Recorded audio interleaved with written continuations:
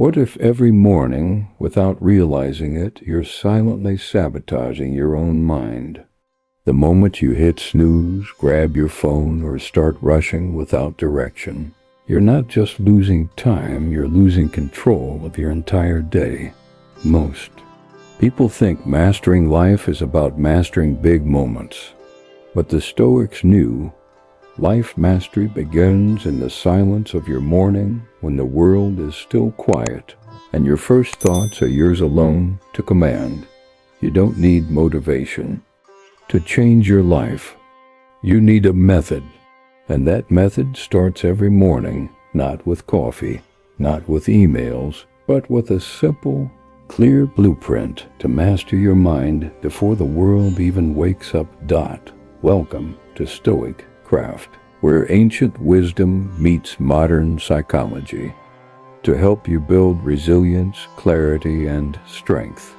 Here, we turn timeless Stoic philosophy into simple, actionable steps you can practice every morning to reclaim your mind and your life. If you're tired of chaotic mornings and reactive days, you're in the right place. By the end of this video, you'll walk away with a practical morning routine inspired by Marcus Aurelius, Seneca, and Epictetus, designed not to inspire you for a moment, but to transform you for a lifetime.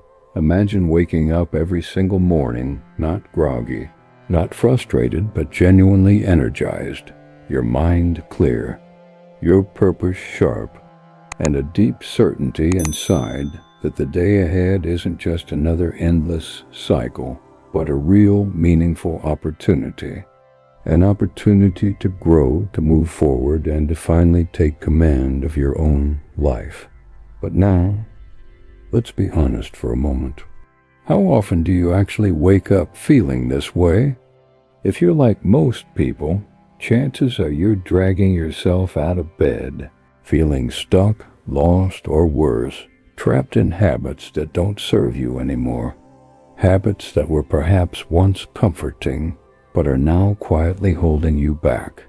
The harsh truth: the way you start your morning is not just about those first few sleepy moments. It's about setting the tone for your entire day, shaping your mindset, and ultimately directing the course of your life itself. The ancient Stoics understood this profound connection between your morning and your life's trajectory. Marcus Aurelius once reflected, "When you arise in the morning, think of what a precious privilege it is to be alive, to breathe, to think, to enjoy, to love."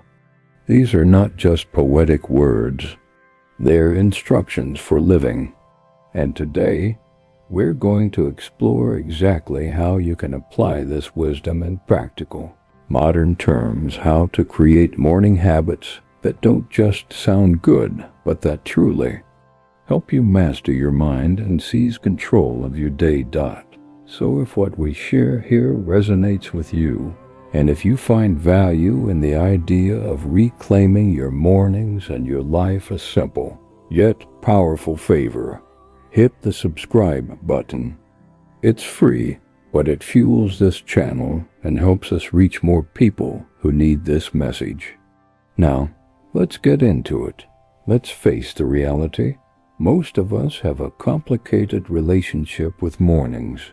Your bed feels like a warm cocoon, and the snooze button becomes your closest ally, whispering promises of just 5 more minutes. But here's the uncomfortable truth. Early mornings are life's hidden advantage. And I'm not saying that to sound motivational. This isn't inspiration. It's reality. Those quiet hours before emails flood in, before text notifications steal your attention, before the chaos of life descends, those are your golden window. Your unique, unclaimed opportunity for clarity, focus, and control. Now picture this: waking up just 1 hour earlier than you usually do. Just a single hour. It might sound trivial or even painful at first. But imagine that hour as your private sanctuary, a pocket of uninterrupted time. Think of it as your personal oasis hidden within the desert of daily chaos. No notifications, no demands, just you alone with your thoughts, planning your day, setting your intentions, or simply breathing before the world begins pulling at you. Or maybe you take that early hour to read something meaningful, not just mindless scrolling, but something that nourishes your mind, something that anchors you in wisdom and perspective before life starts demanding your attention. The Stoics understood the value of this morning ritual better than anyone. Seneca famously said, "We suffer more often in imagination than in reality." And this applies perfectly to mornings. Most of us dread waking up early not because it's truly painful, but because we convince ourselves it will be. It's not the early hour itself that weighs on us. It's the story we tell ourselves about how tired, miserable, or unproductive we'll feel by choosing to wake up earlier. Even when it feels uncomfortable, you break that illusion. You prove to yourself that discipline is freedom, the very paradox that Stoicism teaches. Because when you win that small battle against comfort, you reclaim your mind from false narratives. And yes, it will feel uncomfortable at first. Growth always does. But discomfort is not a punishment. It's a sign of change. The great psychologist Carl Jung put it beautifully. Who looks outside dreams. Who looks inside awakes. That extra hour in the morning?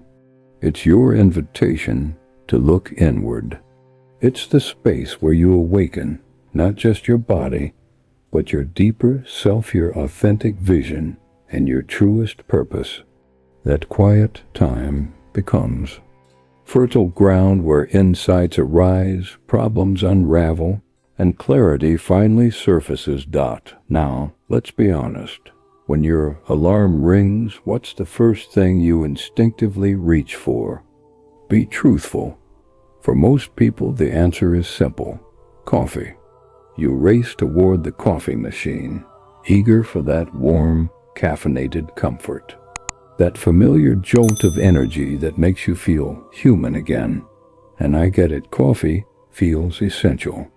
But here's the often overlooked reality.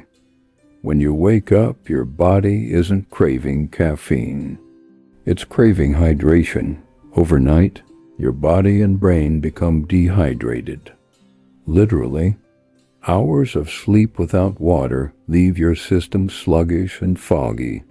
What you actually need first thing in the morning isn't coffee, it's water. A tall, refreshing glass of it. Think of it as pressing a reset button for your entire system. This simple yet powerful ritual doesn't just hydrate you, it signals to your mind and body that clarity and balance come first. That you prioritize function over impulse.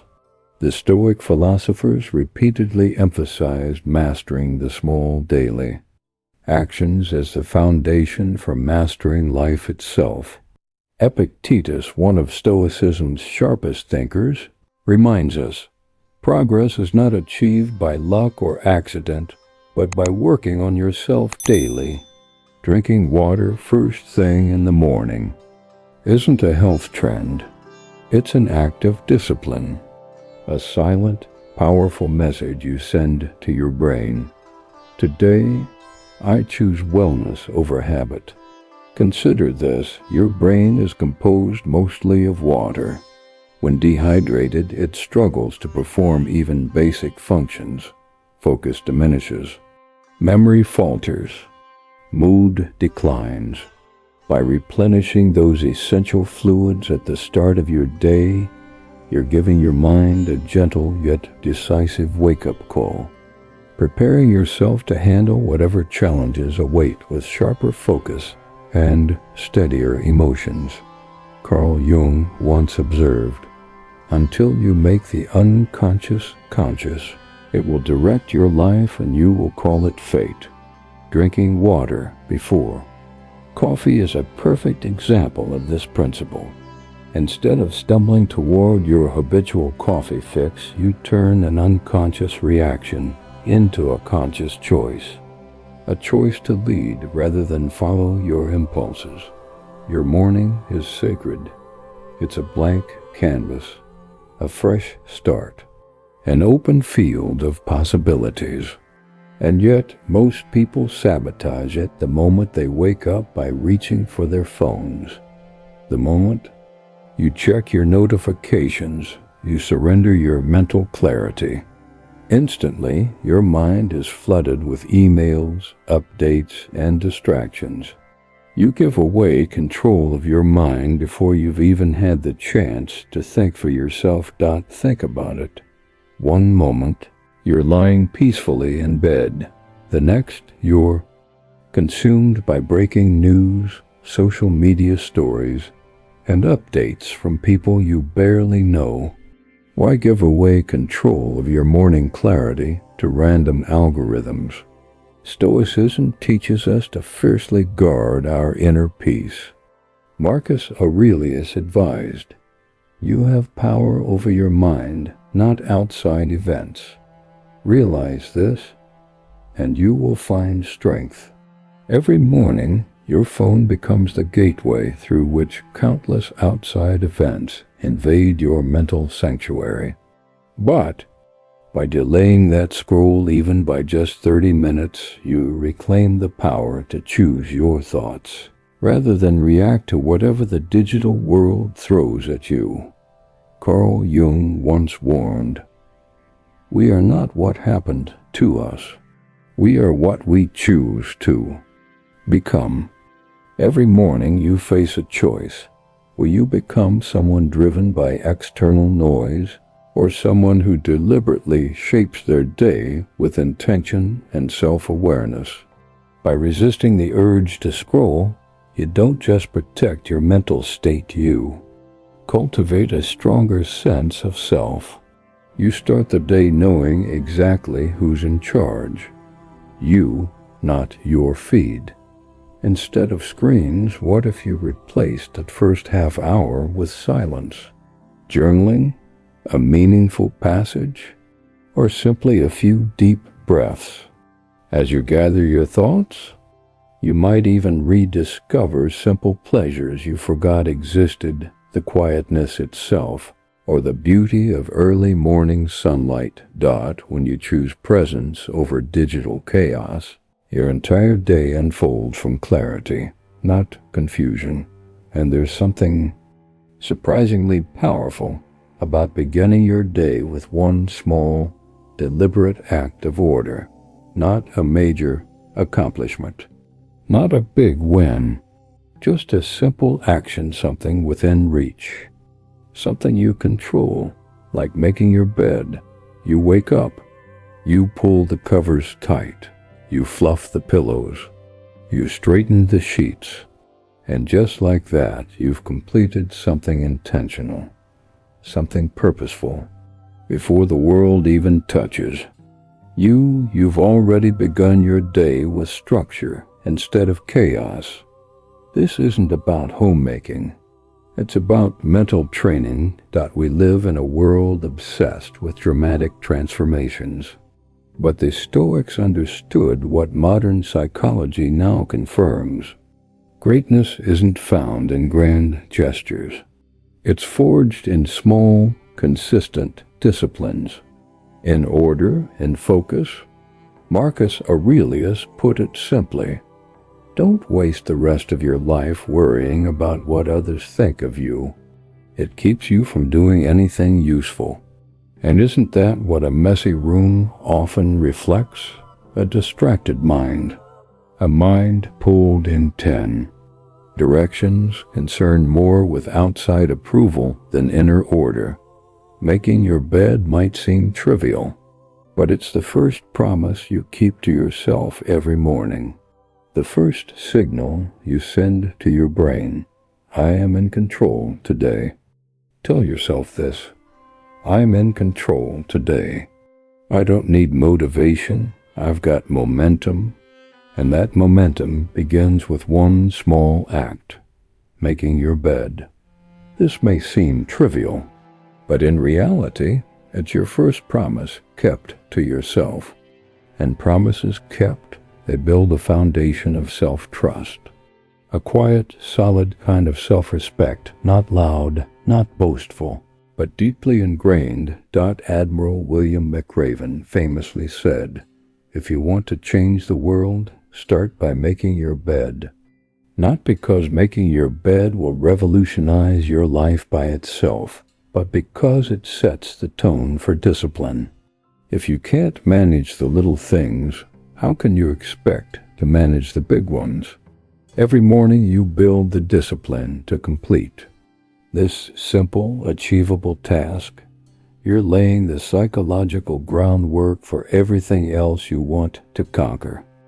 What starts as a small physical act quickly ripples outward. The ripple effect is real. If you can control something small, what else might you be capable of controlling?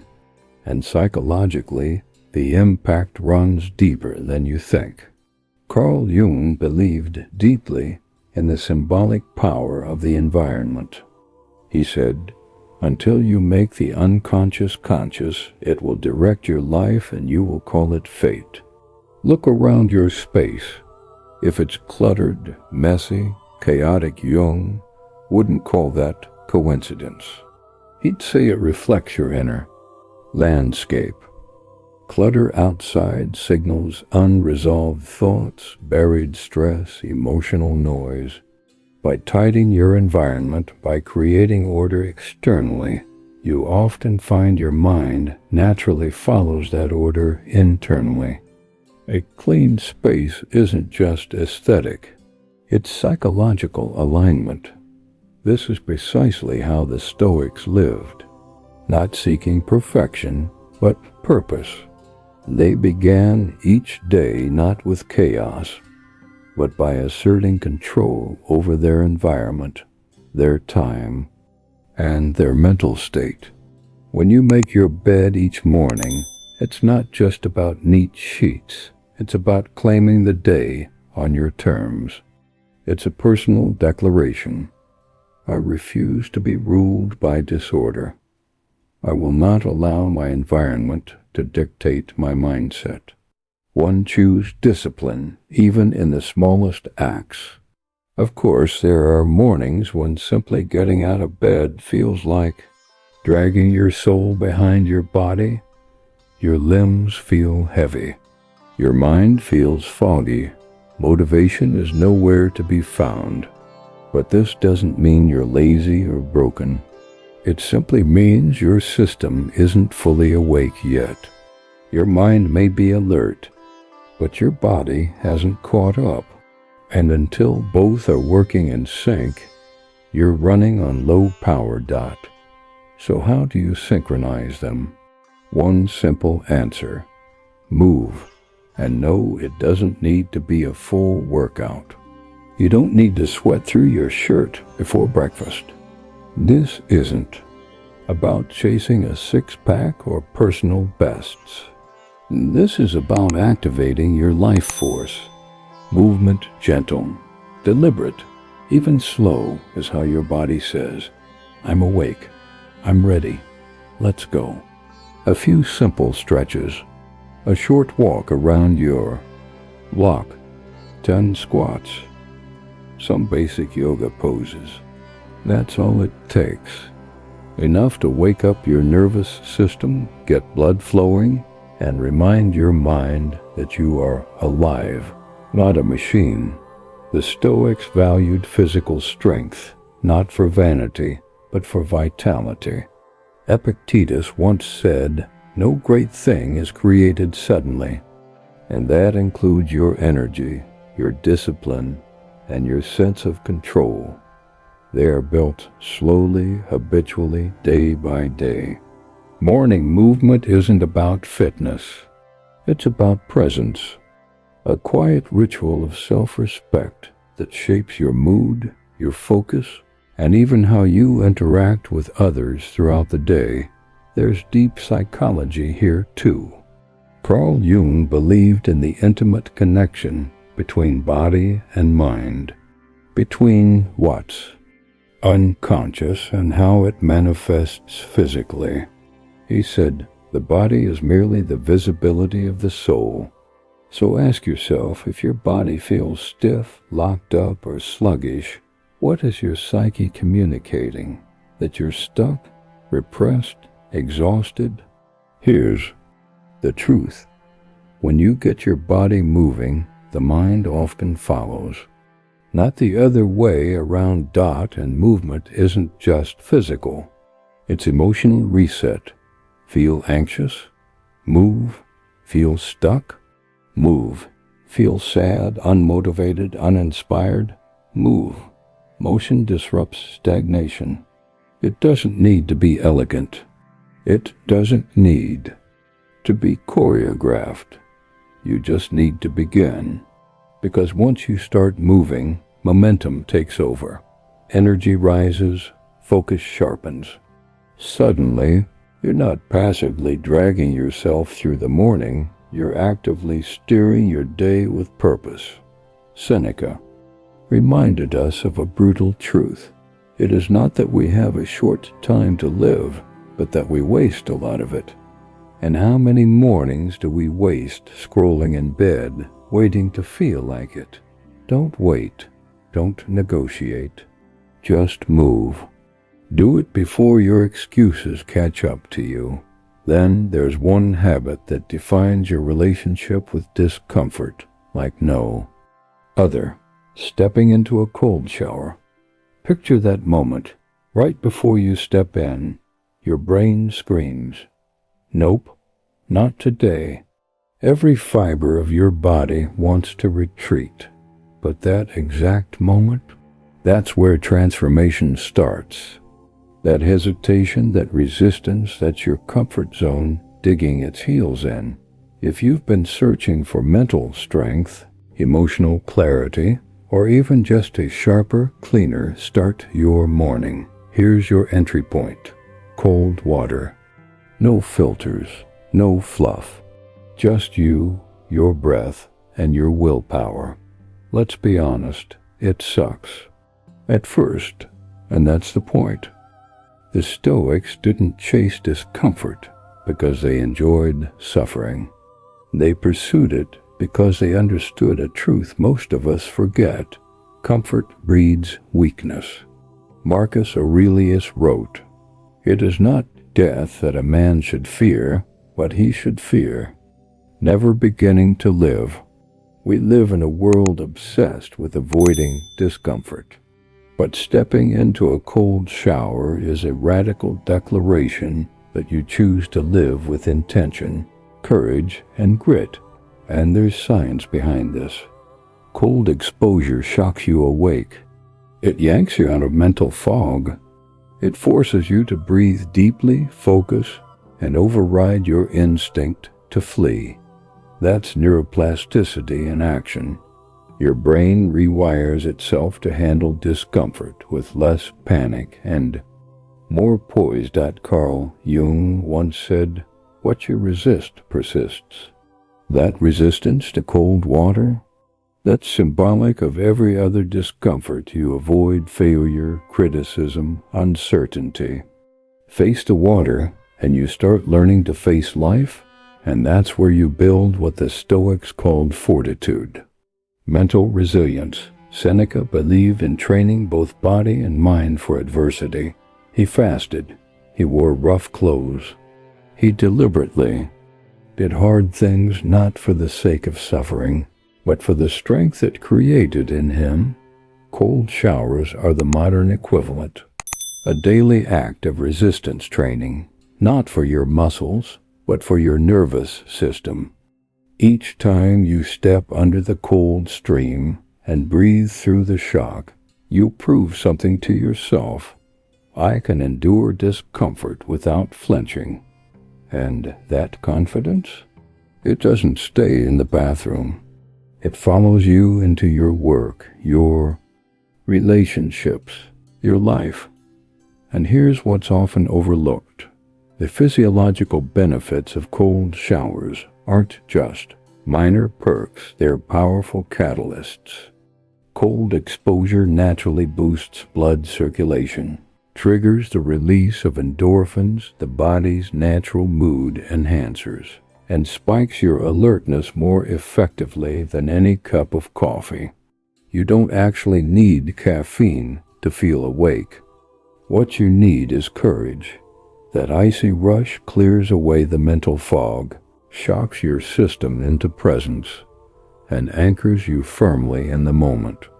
Suddenly, you're not half asleep scrolling through distractions. You're awake, energized, and truly present. But here's an important reminder. You don't need to endure a 5-minute ice bath to gain these benefits. Just start small. End your regular warm shower with a 30-second burst of cold water. Just a short, sharp blast. One moment of shock, one small win. One powerful statement whispered into your own mind. I do hard things. The Stoics believed that virtue wasn't something discussed in theory, it was forged in action. And here's your action. That simple moment of stepping into discomfort isn't about the water. It's about self-conquest. It's about beginning your day with victory over hesitation. Now let's shift from physical to mental discipline. There's something transformative about externalizing your inner thoughts, taking the chaotic swirl inside your mind and making it visible, tangible. Most of us wake up carrying a tangled loop of worries, to-do lists, regrets, half-formed ideas, judgments, and memories. Left unchecked, that loop becomes a mental trap. It drains your focus, poisons your mood, and clouds your decisions before your day even begins. This is why journaling isn't a trendy self-care ritual. It's mental hygiene. Spending just 5 minutes with a pen and paper can do for your clarity what hours of overthinking cannot. The process is simple but profound. Sit down and write. No structure, no rules, no grammar checks. Just pour out whatever's been swirling in your mind. Maybe it's a lingering worry from yesterday. Maybe it's a dream that stayed with you. Maybe it's a random insight, a frustration, or a moment of gratitude. Whatever it is, let it spill onto the page. Don't edit. Don't filter. This isn't about writing beautifully. It's about clearing mental clutter. Think of it as emptying the junk drawer of your mind before the day refills it. And this practice isn't modern. The Stoics embraced it long before. Psychology gave it labels. Marcus Aurelius himself kept what we now know as meditations, not to publish, not for others to read, but as personal reflections, reminders and corrections. His journals weren't designed to impress. They were designed to sharpen his principles and keep his ego in check. One of his most famous insights: the impediment to action advances action. What stands in the way becomes the way. Might never have existed had he not written it down. Journaling wasn't just an outlet for Aurelius. It was his method for processing challenges through ink and reflection, allowing him to rule not just with authority, but with wisdom, and modern psychology. It backs this up completely. Carl Jung believed the unconscious mind constantly tries to communicate with us, not through direct thoughts, but through symbols, moods, and dreams. He wrote Until you make the unconscious conscious, it will direct your life and you will call it fate. What better way to bring the unconscious to light than to write it down? Journaling allows you to give your inner world a voice, to spot patterns you didn't know existed, to see fears you've buried, to recognize frustrations you've repeated. For months without noticing. It's like sitting down for an honest conversation with the part of yourself that rarely gets to speak. The part that isn't performing, isn't people-pleasing, just truth-telling. And when you give that part a voice, something shifts. Suddenly, your situation looks clearer. Decisions feel less overwhelming. You realize what matters and what's just mental noise. Even on your worst days, your journal is your sanctuary. You can show up anxious, angry, lost, and your journal will listen without judgment. And on your best days, it becomes a vault of insights, of personal victories, of lessons learned, things you'll forget unless you capture them in your own words. Seneca believed in this principle deeply. He wrote, "We should every night call ourselves to an account."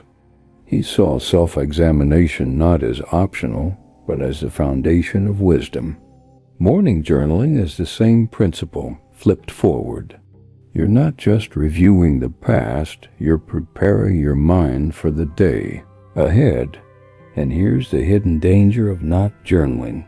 That creeping anxiety that doesn't come from doing too much, but from not knowing what to do. You wake up, maybe even feeling motivated, but by noon you're aimlessly bouncing between tasks. You chase distractions. You end the day exhausted, yet with nothing meaningful to show for it. That's not laziness.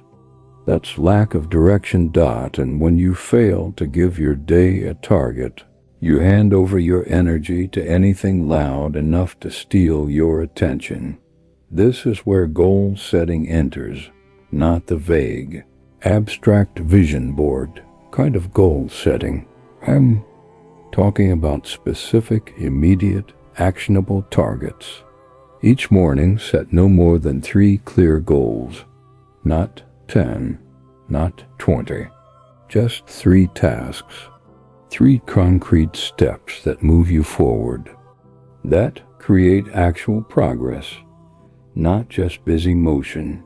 Because let's be honest, being busy isn't the same as being productive.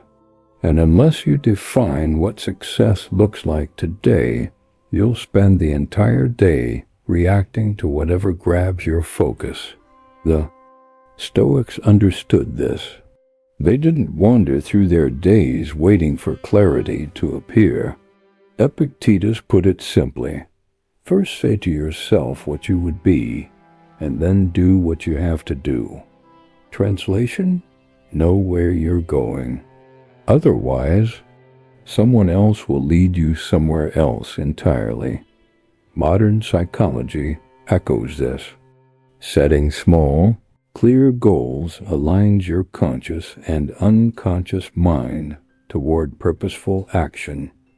Carl Jung spoke of a process called individuation, the journey of becoming a whole, directed person.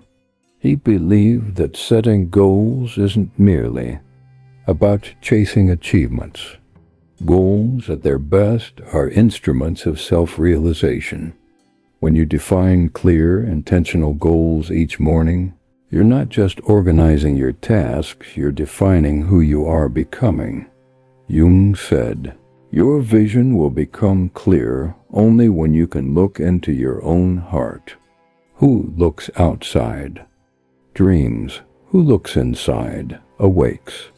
This isn't just philosophy. It's a morning practice. When you sit quietly and define your goals, you're shaping not just your day, but your identity. And here's the truth. Goals don't need to be grandiose to be meaningful. In fact, the smaller, the better. Respond to that one email you've been avoiding. Write a single page in your journal or project.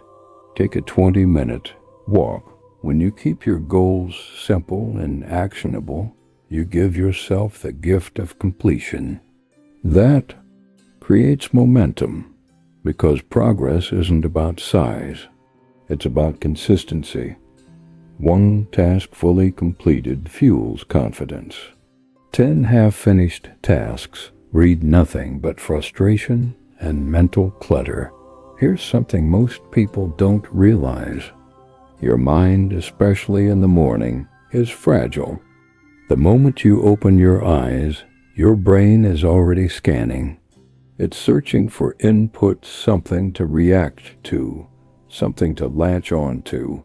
And what do most of us feed it? Doom scrolling, outrage-filled headlines, sensationalist updates designed to hijack your attention. You think you're catching up with the world, but what's really happening? You're stuffing your mind with mental junk, spiking your cortisol levels before you've even had breakfast, and priming yourself for a distracted, anxious day. Worse, it all happens unconsciously. Your mind wakes up hungry for direction, for purpose, for clarity. And just like your body functions better when you nourish it with clean, healthy food, your mind performs better when you feed it meaningful, substantive content. Feed your mind noise, and you get confusion. Feed your mind substance, and you build strength. The Stoics understood this long before smartphones existed. They believed that the first thoughts of your day should be chosen, not inherited from random outside sources. Seneca advised, associate with people who are likely to improve you. In modern terms, that includes your morning content. Ask yourself, what kind of input do you want shaping your thoughts? Instead of handing over your mind to social media feeds, choose your mentors each morning. Maybe it's 10 pages of a powerful book, a short essay that grounds you, a podcast episode that challenges your assumptions or reminds you of your deeper values. This isn't about becoming rigid or overly intellectual. It's about being intentional. You're choosing what kind of thoughts you want shaping your decisions, what kind of emotions you want fueling your conversations, what kind of values you want guiding your life. Because whether you're aware of it or not, you are being shaped every morning by every input you consume. Jung once said, you are what you do, not what you say you'll do. Choosing to read meaningful material every morning isn't passive. It's action. It's leadership over your mind, over your attention, over your future self. Even Marcus Aurelius began each day not with strategy briefings or political gossip, but with inward reflection. His meditations were not designed as philosophical masterpieces, they were reminders to himself, because he knew before you can lead others, you must first lead yourself. And leadership begins not with commands, but with the ideas you choose to absorb. This doesn't require a massive lifestyle overhaul. You don't need to read entire books before sunrise. Start small, 10 minutes, a few focused pages, a single podcast, episode that feeds you clarity instead of chaos. Think of this as tuning your instrument before you play, because your mind is your instrument. And every morning you decide whether it plays a melody or just noise. Before a performance, a professional tunes their instrument. Before facing the world, you need to tune your mind. This is where mental alignment begins, not with rushing, but with intention.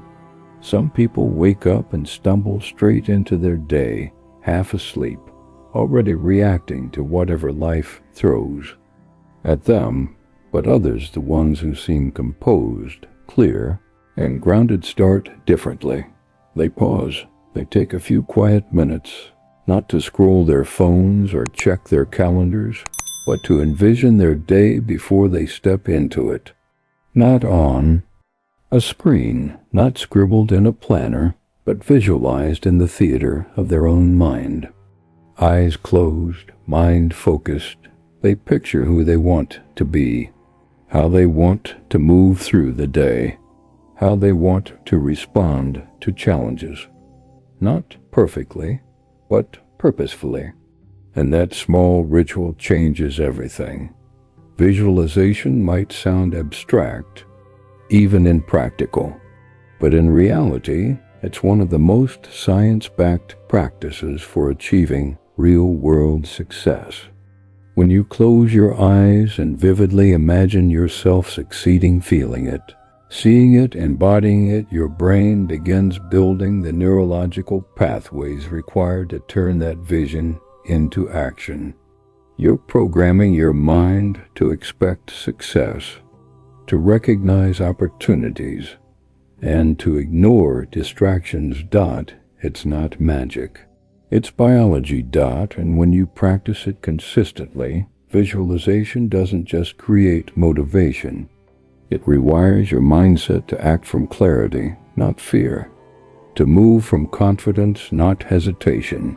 The Stoics understood this principle long before neuroscience did. They practiced what's known as premeditatio malorum mentally, rehearsing what could go wrong, not to foster anxiety, but to prepare their minds for challenges. But they also contemplated who they aspired to become. Epictetus advised, practice yourself for heaven's sake in little things, and then proceed to greater. Visualization is exactly that practice. You rehearse strength before weakness arrives. You rehearse clarity before confusion strikes. You rehearse composure before chaos descends. Think of it as training your inner world so that the outer world doesn't shake you so easily. Elite athletes like Michael Phelps didn't visualize occasionally. He did it daily. He mentally rehearsed each swim down to the finest detail. So when the real moment came, his body already knew what to do because his mind had already been there. That's the real power of visualization. You're not just thinking positively. You're mentally rehearsing success. You're getting comfortable with the version of yourself that already knows how to win. And this isn't just for athletes. Before a meeting, before a difficult conversation, before facing that personal goal that keeps slipping from your grasp, take 5 quiet minutes. Visualize the outcome you want. Picture yourself handling challenges, breathing steadily, responding with purpose, not panic. Make it vivid. Make it real. Marcus Aurelius didn't leave his responses to chance. He reminded himself daily of how he wanted to act, how he wanted to respond. He visualized self-mastery before pressure tested him. And if it worked for the ruler of the Roman Empire, perhaps it can work for the rest of us too. And here's something modern life makes easy to forget: how much you already have. We live in a world obsessed with chasing more success, more recognition, more goals. And in that endless pursuit, we often lose sight of what's right in front of us. Gratitude isn't some fluffy feel-good concept. It's a discipline, a mental training tool, a way to anchor yourself to reality when life feels overwhelming. Your brain is hardwired for survival. It focuses on threats, on problems, on what's missing. Left unchecked, your mind will drift toward anxiety and dissatisfaction. That's its default programming. But gratitude? Gratitude is the manual override. When you pause, even for a minute, and deliberately bring your attention to what's good, what's working, what's still here, you begin shifting everything. Stress calms, perspective broadens, focus sharpens. The Stoics knew this long before modern science confirmed it. Seneca wrote, "Nothing is more honorable than a grateful heart." For him, gratitude wasn't decorative, it was armor, a tool for staying grounded and resilient in a chaotic world. Choosing gratitude, especially under pressure, is an act of reclaiming your mental sovereignty. It's proving that you don't need perfect conditions to find something worth appreciating. From a psychological standpoint, Carl Jung understood this too. Much of our suffering, he believed, stems from disconnection, from meaning, from self, from the present moment. And gratitude acts as a bridge. It reconnects you to life's essentials. Jung once said, "The privilege of a lifetime is to become who you truly are." And often, that process doesn't begin with dramatic breakthroughs. It begins with small realizations, quiet acknowledgments of how much you already possess. Modern neuroscience reinforces what the Stoics instinctively practiced. Cultivating gratitude boosts dopamine and serotonin chemicals that enhance mood. And focus. It lowers cortisol, reducing stress and anxiety. Gratitude isn't just emotional, it's biological. It trains your brain to look for what's right instead of scanning for what's wrong. Even Marcus Aurelius, in the midst of leading an empire and facing personal grief, took time each day to reflect on what he had, not just what he lacked. He wrote, "Do not indulge in dreams of having what you have not, but reckon up the chief of the blessings you do possess." And that mindset, it didn't make him weak. It made him steady, capable. While most people dive headfirst into their to-do lists each morning, trying to outrun the day's stress, the Stoics began with clarity, not with a task, but with a thought. Not just any thought, but one sharpened through centuries of adversity and reflection. Because Stoic wisdom isn't ancient for tradition's sake. It's timeless because it works. At its core, Stoicism doesn't ask you to escape life's chaos. It teaches you to meet it head-on with clarity, discipline, and inner strength. Sometimes all it takes is one sentence, one line from Marcus Aurelius or Epictetus, held like a compass in your mind, can steady you when the world begins to spin. Aurelius wrote, "The soul becomes dyed with the color of its thoughts." Let that settle within you. Your thoughts aren't background noise. They're the ink shaping the person you are becoming. Reflecting on Stoic wisdom each morning isn't ceremonial, it's strategic. It's how you choose your thoughts deliberately before life chooses them for you. You're not just reacting to life anymore, you're preparing for it. When you start your day with reflection, you're not indulging in philosophy, you're putting on emotional armor. Each morning, when you sit with a single Stoic idea, you're setting your psychological tone for the day ahead. You're making a conscious decision about how you'll respond to setbacks, interruptions, criticisms, and uncertainties. Instead of flinching when problems appear, you move deliberately.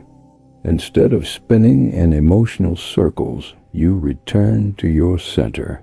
This is what Epictetus meant when he said, "It's not what happens to you, but how you react to it that matters." From a psychological perspective, This type of reflection has deep roots. Carl Jung emphasized the absolute importance of examining your inner world daily.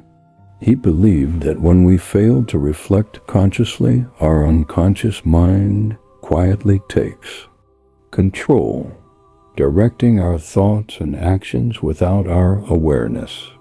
As he put it, your visions will become clear only when you can look into your own heart. Who looks outside dreams.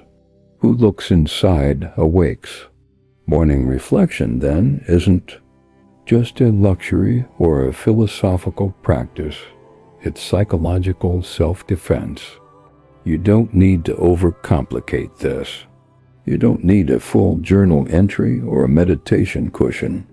Just pick a single Stoic quote, one sentence that resonates with you. Read it, sit with it. Let it settle in your mind, then ask yourself, what does this actually mean in my life? Not in theory, but in practice. How does this wisdom apply to that meeting you're nervous about? To the relationship you're navigating? To the challenge you've been avoiding? Because Stoicism isn't meant to stay inside books. It's designed to live inside your decisions. The more often you reflect this way, the more grounded you become. You'll start to notice when your mind tries to spiral into unnecessary drama. You'll catch your ego when it tries to lash out. You'll see your fears as they attempt to take control. And in those moments, you'll remember the simple sentence you started your day with, that quiet anchor that brings you back to yourself. And then there's a different kind of exhaustion, one that has nothing to do with lack of sleep. It's the mental and physical weight that builds when your life is lived entirely indoors beneath artificial lights, behind screens, under constant pressure. Your mind is overstimulated, your body is underwhelmed, and without realizing it, you drift into disconnection from the world, from your body, from yourself. Sometimes the solution isn't more productivity or more stimulation. Sometimes it's as simple as stepping outside. This might sound too basic to matter, but it does. Spending even 5 minutes outside breathing real air, feeling the earth beneath your feet, letting sunlight or even rain touch your skin can reset your entire mental state. And it's not about escaping a room. It's about reconnecting to something essential, something ancient. Before cities, algorithms, and endless calendars, we had seasons. We had the sound of wind, the feeling of soil, the rhythm of bird song. And whether we acknowledge it or not, we're still wired for that world, even if we don't live in it anymore.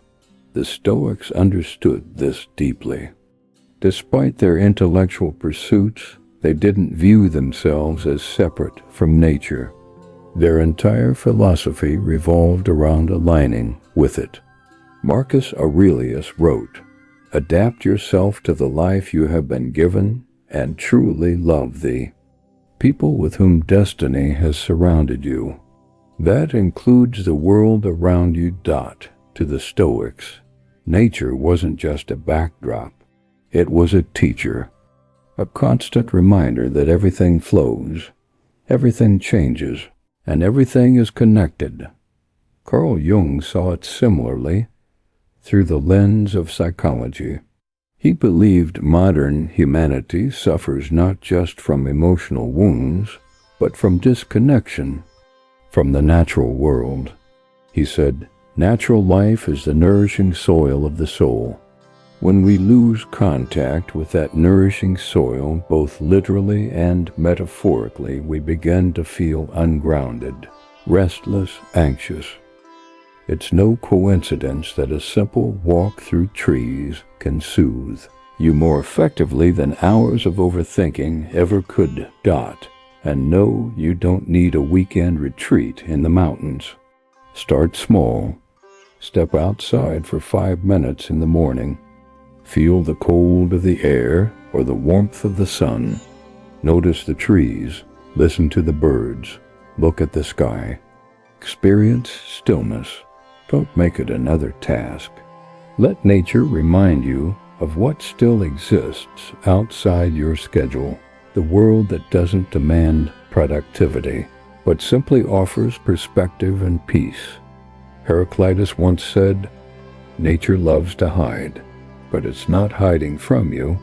It's waiting, offering stillness, healing, and clarity to those willing to pause and notice." The more time you spend connected to nature, the less reactive you become. The less urgency life seems to carry. The more human you begin to feel again. Finally, there's a reason why your mornings feel foggy, slow, or scattered. And it's not just a lack of caffeine or motivation. It's because you're trying to operate a high-performance machine, your brain on empty fuel. We'd love to talk about mindset, productivity, and discipline. But too often we forget a basic truth. Your brain is a physical organ. It doesn't run on thoughts alone. It runs on fuel. And the quality of that fuel affects you far more than you realize. Breakfast, for many, becomes the first casualty of a rushed morning. You're late, so you skip it or you grab something processed, sugary, quick, and empty. Sure, it spikes your energy, briefly. But then comes the crash, the brain fog, the irritability. And soon your day begins unraveling. Not because you lack discipline, but because your body was never given the resources it needed to perform. Stoics would call this what it is: self-negligence. Epictetus reminded us, "No man is free who is not master of himself." And mastery doesn't apply only to thoughts and actions. It applies to how you care for your physical body. Starting your day with real nourishment is an act of self-respect. So, practically speaking, what does your brain need in the morning? Protein to stabilize blood sugar and avoid energy crashes. Healthy fats to support focus and regulate hormones. Slow digesting. Whole foods to provide steady, sustainable fuel. Think eggs, avocado, Greek yogurt, nuts, oats. Not pastries, sugary drinks, or energy shots. When you choose intentional, whole foods in the morning, you're not just feeding your body. You're sending a message to your mind. I came to perform today. Carl Jung understood this too.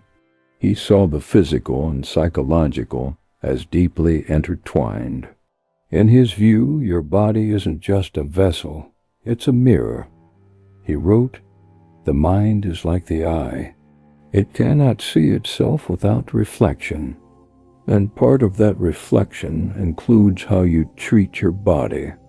What you feed your body becomes the quality of your thoughts, the steadiness of your emotions, and the clarity of your decisions." This isn't about guilt. It's not about chasing dietary perfection.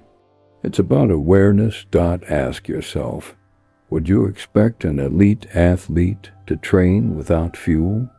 Would you expect a surgeon to operate with shaky hands and low energy? Then why expect yourself to think clearly on an empty stomach? Some mornings the hardest battle isn't getting out of bed. It's facing the voice inside your own head, that subtle, quiet inner critic, the one that shows up before your feet. Even touch the floor, it whispers doubts. It replays yesterday's mistakes. It casts a shadow over your confidence before the day even begins. It's not loud, but it's persistent. And if you don't consciously counter it, that quiet voice sets the emotional tone for your entire day.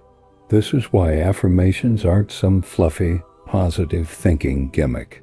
When used with sincerity and focus, they become a strategic psychological counterattack.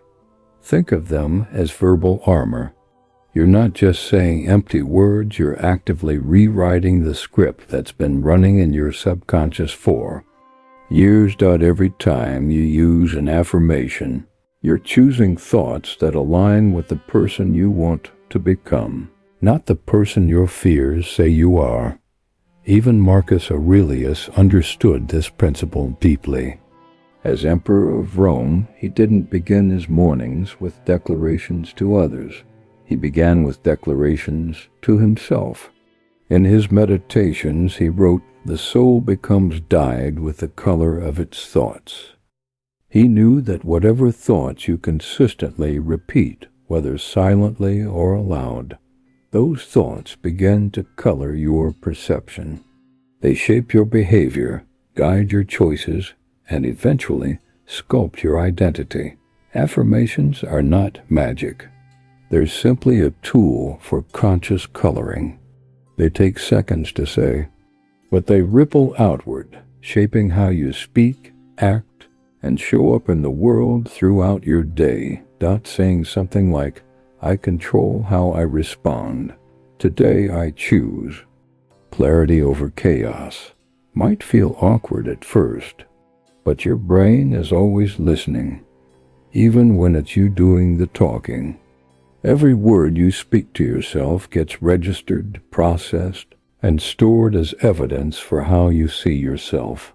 From a psychological standpoint, Carl Jung emphasized the enormous power of language in shaping identity.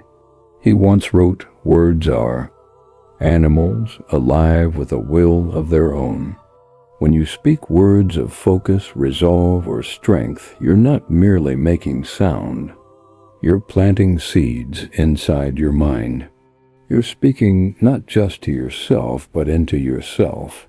Every phrase becomes a subtle but powerful reminder to your subconscious about who's in control. And no, you don't need to shout affirmations into a mirror. You don't need to recite cliched slogans that don't resonate with you. The key is sincerity. Choose words that feel rooted in truth, even if they stretch you slightly beyond your current self. Say them with intention. Speak like you're planting something in the soil of your mind, not just tossing phrases into the wind. And say them out loud. Sound has power. The vibration of your own voice reinforces belief. When your own voice speaks of confidence, strength, or clarity, it becomes harder for doubt to take over. Even if your voice shakes, even if it feels awkward, say the words anyway, because you're not speaking for who you are right now. You're speaking for the person you're becoming. As Seneca said, we become brave by doing brave acts. The same is true for confidence. You don't wait to become confident before you speak confidently. You speak with confidence, especially when it feels uncomfortable, and slowly you become it. Affirmations are one of the simplest, most practical ways to practice that bravery daily. You don't need to control your entire day. You just need to own your morning, because how you begin is how you live. Every small decision, every quiet moment of intention echoes throughout the rest of your life. Strength, clarity, peace. They're not traits you find, they're practices. You build. Now you have the blueprint. You know how to master your morning, not through grand changes, but through small, consistent actions. Actions that rewire your mind. Actions that shape your identity. But remember, knowledge is useless without practice. Choose just one habit from today's guide. Apply it tomorrow morning. Let that small win build your momentum. Then layer in the rest. And if this video helped you reconnect with your purpose, subscribe to StoicCraft right now. Here, we don't chase motivation. We train for presence. We build discipline. We craft resilience one deliberate morning at a time. Until next time, stay steady, stay grounded. Keep walking the quiet path forward.